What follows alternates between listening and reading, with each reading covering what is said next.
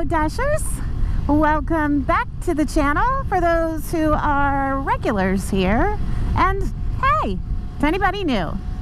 This video today is one I didn't even know I was going to make because I didn't know this was going to happen. It's exciting.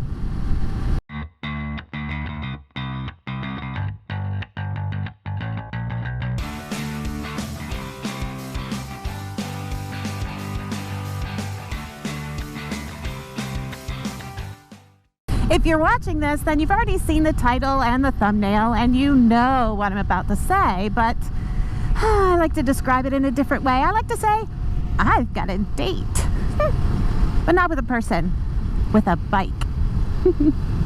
And that bike is a Suzuki SV650, and it is the first time I will be riding a bike that isn't mine since I learned to ride.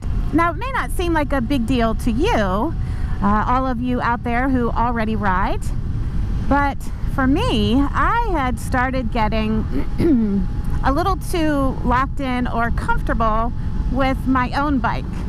And the reason I say that is because there have been some demo days here in town, and I've seen other people do, you know, test rides. And as much as I would like to do those things, I've experienced a certain amount of, I don't know if it's anxiety, although I think it's partly that. I guess maybe there's a level of trust within myself when it comes to handling a bike with more horsepower, because I've never done it before. I feel like I'm a really competent rider. I'm not going out here hot dogging. That's not my style. I just do this because it's really enjoyable to get out and experience the roads on two wheels. Regardless, I had started worrying that I would never have the opportunity or be brave enough, in all honesty, to get on a bike that wasn't my own.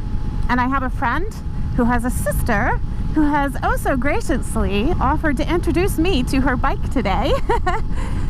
So as you can imagine, I've got butterflies in my stomach, and I'm off to meet a new bike. And this is just so that I can ride something that isn't mine, kind of experience something different, and also so that I can reinforce to myself that I am capable of riding something other than a small engined bike like the one that I own. This one, the one I'm riding. So that is where we're headed right now. I don't know if she's going to want to be on camera, and I don't know if I'll be able, actually I know I won't be able to do a 2-camera setup, but you'll at least get the forward view and me running my mouth as I probably squee with excitement over riding something a little bit zippier than the one I currently own.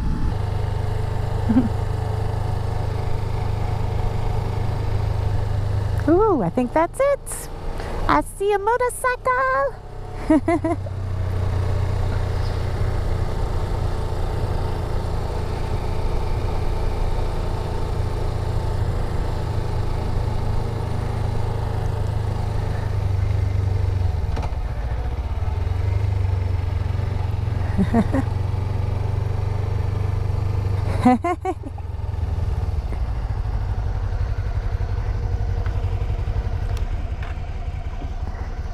And we are on the bike, and this feels so completely different than mine.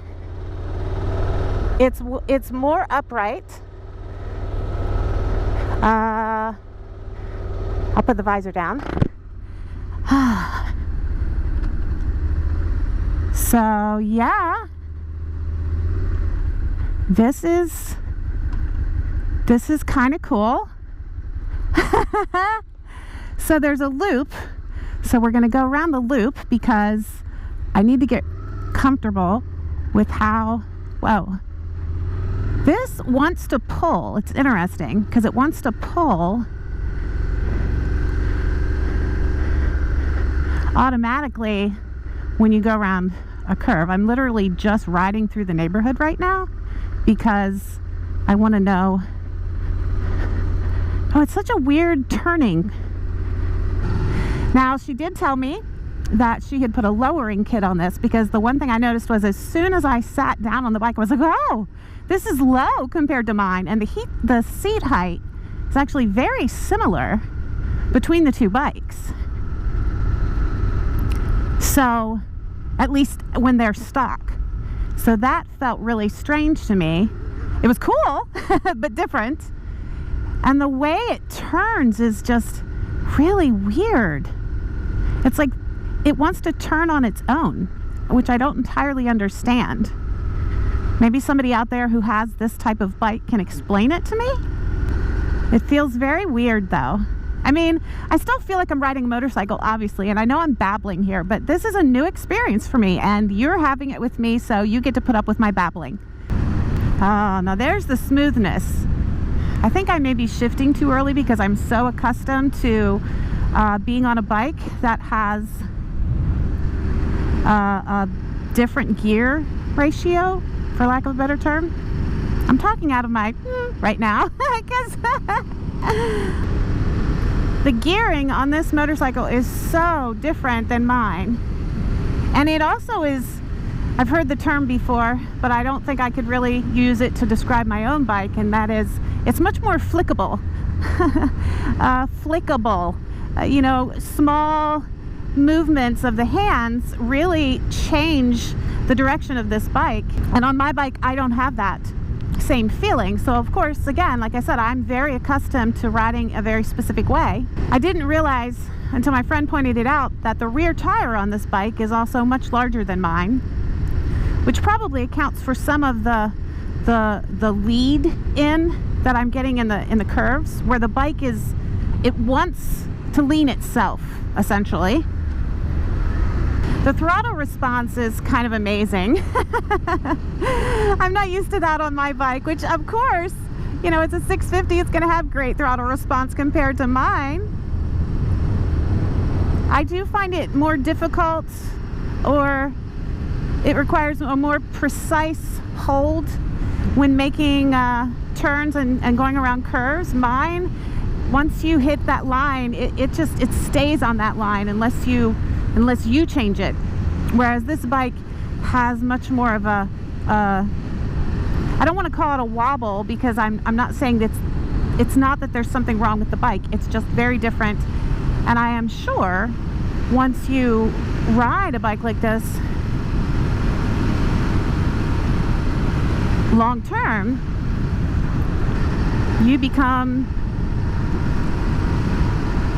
capable of making those little minute adjustments that I am not, because it's not my bike. It's not something I ride regularly. It is definitely a very comfortable seating position, which is nice. Mine is not uncomfortable, but I'm also just used to it. My feet are a little less bent backward. Obviously, I have more of a sport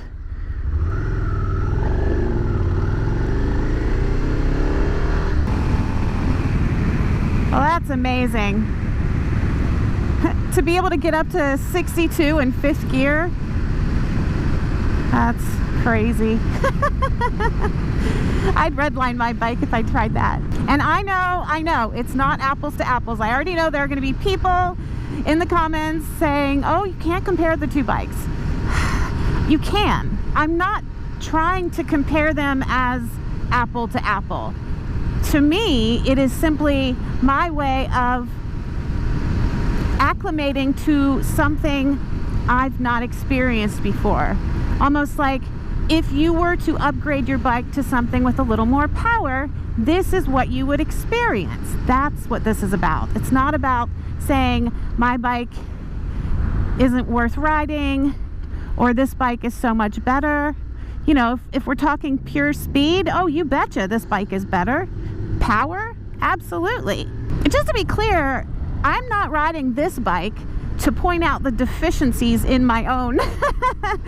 I am riding it because I want to have a level of trust and belief in myself to know that I can ride something that is not a 250, that I won't feel overwhelmed by a different seat height, a different foot positioning, that I'll figure out easily and quickly when to shift gears. When you've only ever ridden a small CC bike, you wonder if you're capable of handling the power of a bigger bike. And when I say capable of handling, don't misunderstand me. I don't mean that I think it's more than I can handle in general. I just didn't want to put myself in a position where I wasn't comfortable and I didn't have the time to get comfortable. The main purpose behind this entire process was to test myself on something with more power. And I did that. And that feels good.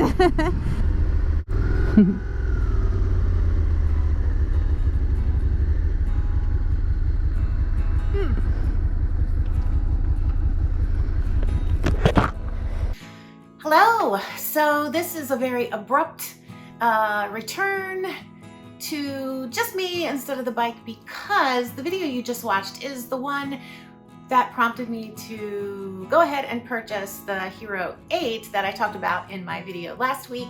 And that's because I did this whole after action or after ride report on my way home on the bike and discovered it wasn't there when I got home. So I'm just gonna do a super quick wrap up here and kind of, address some of the stuff that I babbled on about in the video. But before I do that, I wanna say hello to anyone who's new, because I've realized the last few videos that I forget to introduce myself. So my name is Gina, otherwise known as Ginger Dash, and I make primarily moto vlogs and moto vlog related content here on YouTube, with the occasional foray into travel-ish videos, even if it's just local.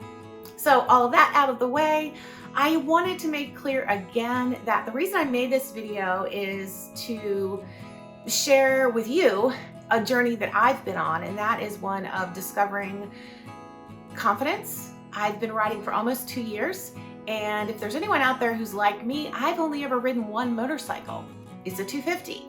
And when you get locked into that one motorcycle for a long period of time, you may start to question, like I did, whether you are going to easily acclimate to a new bike.